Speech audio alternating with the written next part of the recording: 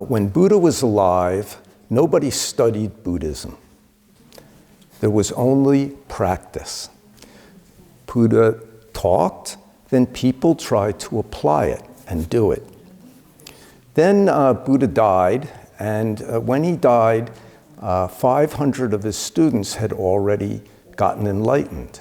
And they're called arhats, in Korean, nahan.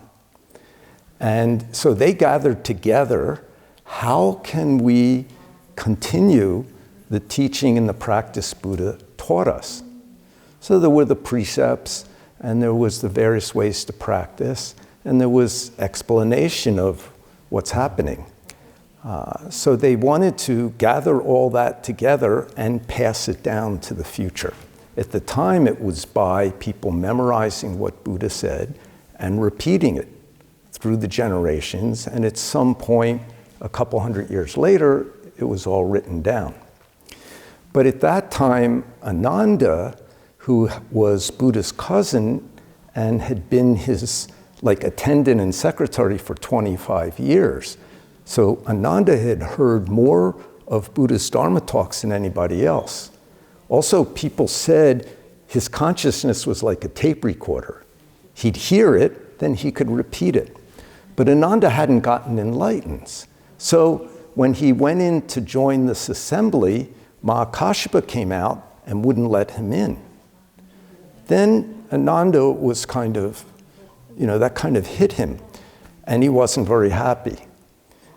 Buddha had given Mahakasyapa a bowl and a kasa to signify you're carrying my mind dharma, not just the speech, but mind dharma. So Ananda says to Mahakasyapa, besides the bowl and the robe, what did you get from Buddha that I didn't get? He's thinking about, I heard all his Dharma speeches.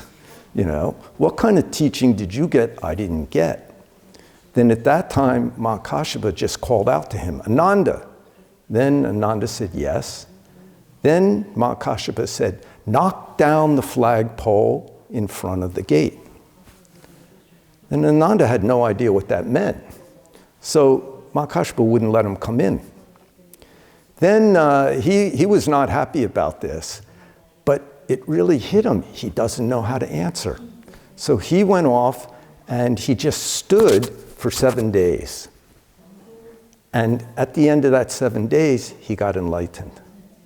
Then he came back, and again, everybody's waiting for Ananda because he has the best memory of what Buddha said. But again, Mahakasyapa went out and wouldn't let him come in. Then Ananda said, without opening the door, already inside. Then Mahakasyapa said, oh, okay, you can come in. So the sutras that we have are actually Ananda's speech, not Buddha's. They all begin, thus I have heard. And then Ananda tells you what he heard. I think that's really cool, So you can't make it too holy. It's the secretaries talking. But it's pretty amazing, and we hope that Ananda really did have a great memory. But as I've heard, this 7 days of extra practice originates in Ananda's 7 days of practicing before he got enlightened. And it's always placed leading up to Buddha's Enlightenment Day.